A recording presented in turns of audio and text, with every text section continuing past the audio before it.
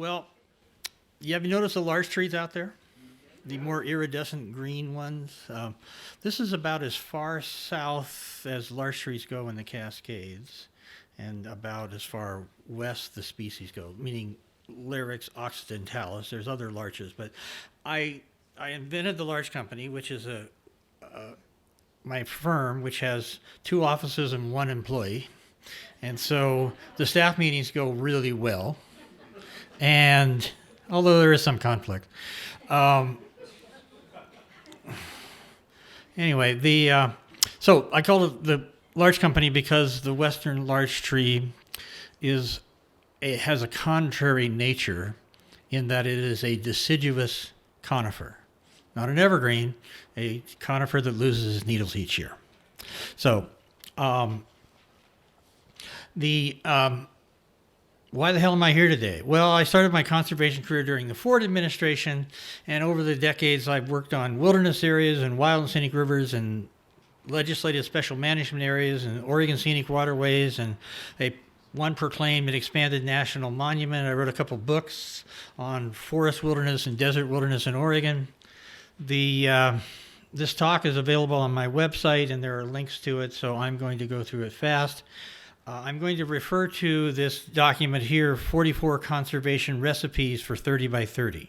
It's a cookbook of opportunities for government action to protect 30% of U.S. lands. Now, my talk is 50 by 50 because, as previous speakers have said, the real goal is, the ecologically necessary goal is 50 by 50.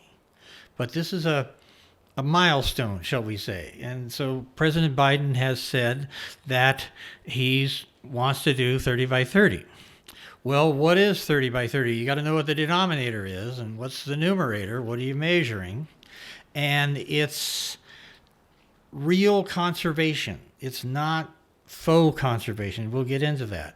And some of this comes out of the Convention on Biological Diversity, which is an international accord that every nation in the world has signed except for the Vatican City and the United States of America. But Biden says he's going to do 30 by 30, and I'm going to have to tell him here he's behind the curve. So, what is conserved? The EO says conserved. America the Beautiful, which was a thing his administration rolled out, is a thing to kind of say how the executive order that he signed about 30 by 30 was going to be done. They kind of mix a bunch of good stuff that has nothing to do with nature conservation. Worth doing, socially just, economically rational, lots of things, but it doesn't have anything to do with nature conservation. So, the Hallen, who was a representative in Congress, and she introduced the resolution called for 30 by 30, she based it on the U.S. Geological Survey GAP classes. You've seen reference to this. We're going to go through them in a little more detail. So, what's a protected area? Why is this thing so light? There's actually supposed to be more words here. The way I do PowerPoints is there's actually a bunch of fucking numbers there. They're not on my screen. So we have a technical snafu, so I'm going to adapt. They were really nice numbers. You have to go to my website. So roughly we're 17%, both in we're measuring on land, U.S. land and U.S. water, and we're about 17%, depending how you count it. Now, others want to count it like anything in there. So there are various GAP codes. GAP 1 is, the gold standard, wilderness. Not perfect, because GAP 1 includes wilderness areas in which we allow livestock grazing. Kind of incongruous with the wilderness ideal. But on the whole, it's called GAP 1. GAP 2 is national parks and national monuments and national wildlife refuges and wild and scenic rivers and things like that. They have a level of conservation, and together, GAP 1 and GAP 2 are what qualifies towards 30 by 30, 30%. GAP 3 includes other areas like inventory roadless areas for the Forest Service, like areas of critical environmental concern with the Bureau of Land Management, but it also includes your average national forest land that has a monoculture of Douglas fir plantation in it in Western Oregon. So the Gap 3 category is huge, and some parts of it have more conservation than others. Gap 4, historical sites, things like that. I also like that Gap 2.5, and the idea of Gap 2.5 is there is more protection for Forest Service roadless areas and Bureau of Land Management areas of environmental concern than a crested wheatgrass seeding in southeast Oregon, which is also Gap 3. So we ought to recognize in some way and target these what I call Gap 2.5 areas that have some level of conservation, but not enough to qualify for 30 by 30. There's too many loopholes, usually livestock grazing and mining. So by the numbers, there's all the land. These numbers were great stories to be told. So the USDS has a definition of protected area that says an area dedicated to the preservation of biological diversity. It's a hard standard phrase. It is got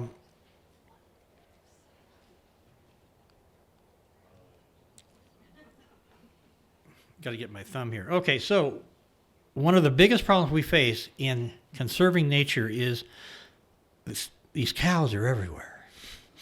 And there's a big problem. And I propose that voluntary grazing permit buyout, which we've heard about earlier, it's a good idea and we ought to back it. This report is available on my website, which has more detail. Now the text is coming back. That's good. So I've also published a public lands blog that you're welcome to subscribe to, and I have pontificated on the subject of 30 by 30 in several of these, and so if you want to go deeper into it. So what is 30 by 30? Well, the dark green here are the wilderness areas. The lighter green, for the most part, are the BLM wilderness study areas. Now, on the Oregon coast, you see that nice thick green band. I wish. That's 1,400 islands that total about 400 acres. They're very important islands, but they're kind of small. So this can be a little misleading on this map. But so when the Oregon Natural Desert Association converts all these lands in southeast Oregon to, works here, doesn't work here, to wilderness, haven't done anything to move the needle closer to 30 by 30 because those wilderness study areas in southeast Oregon are already Gap 2.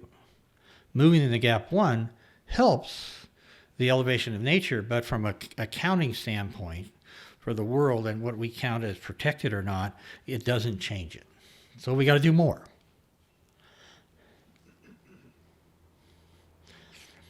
So, what is Oregon?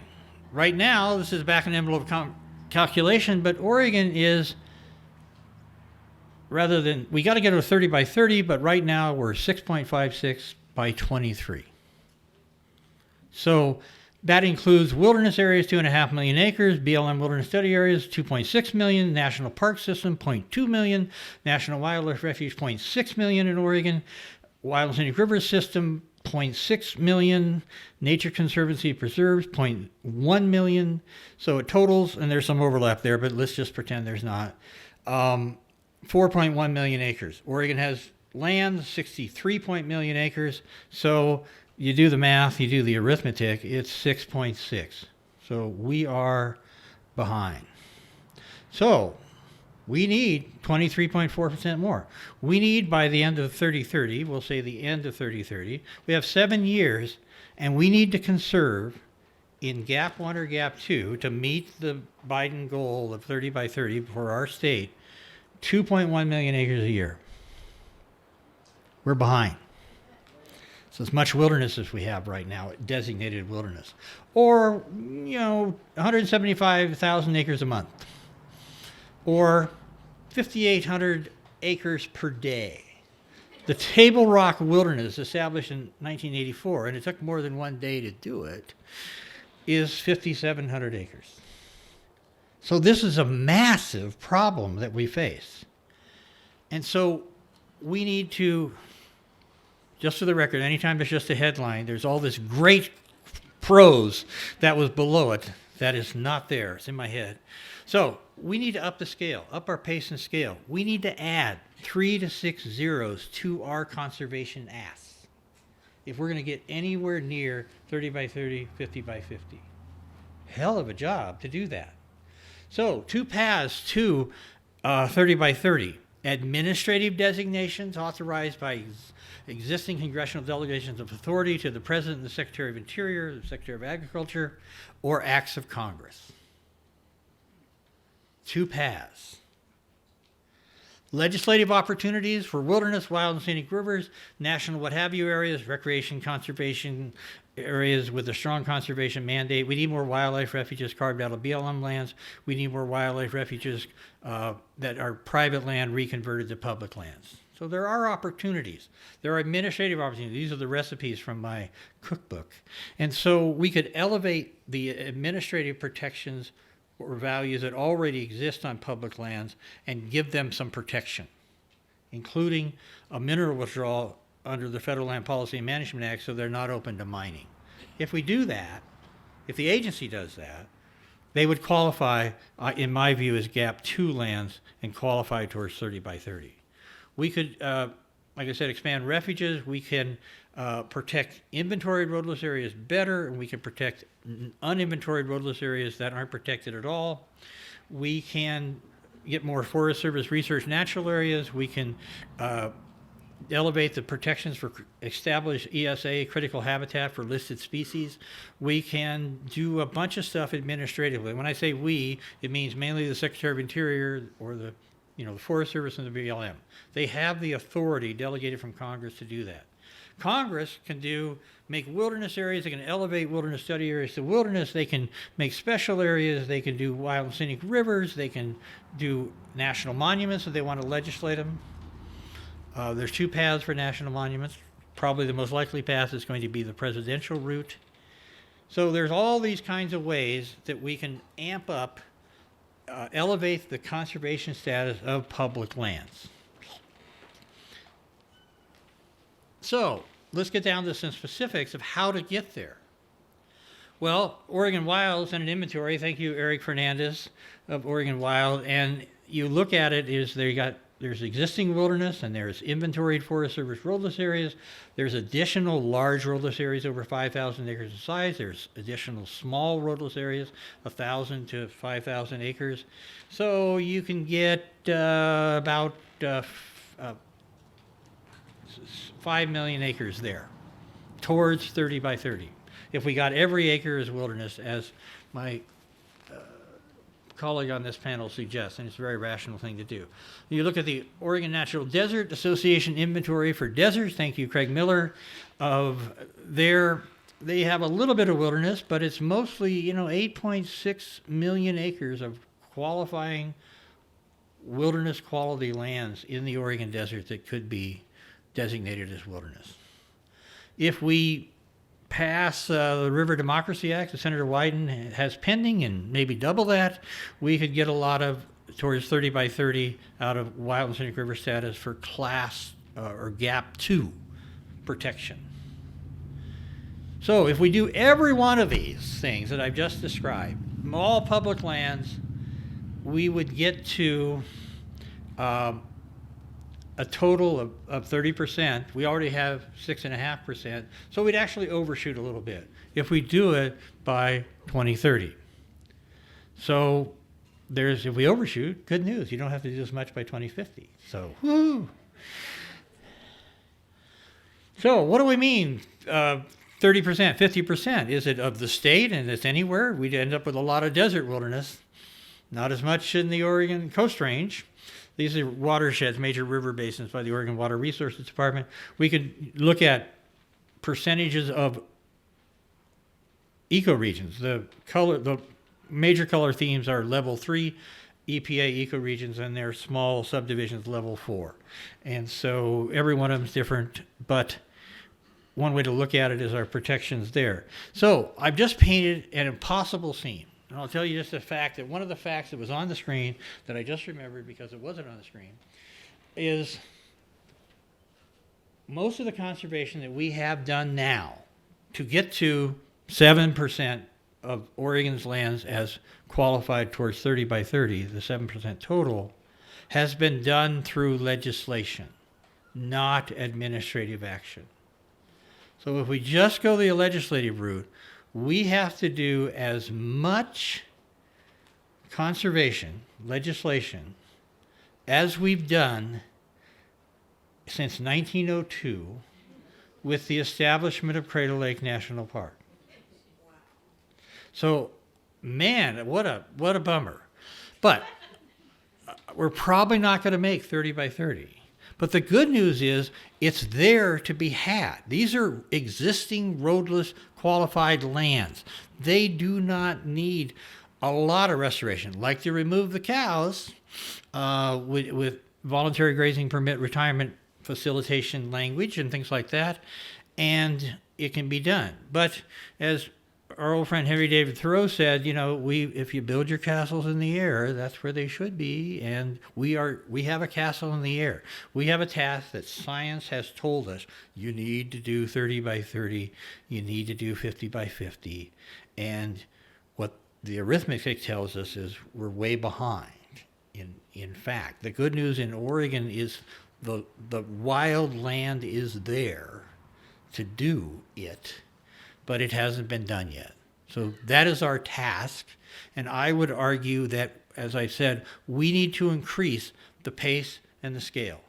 And I know this is radical, but Mildrexter's proposal isn't big enough. It sounds pretty big. It was. You were thinking it was big, didn't you? Wow, that's bold. Yeah, it is. Historically bold, but not enough when you look at the numbers. And I'm not picking on the Blue Mountains proposal because it's a problem everywhere. We need to increase our ask.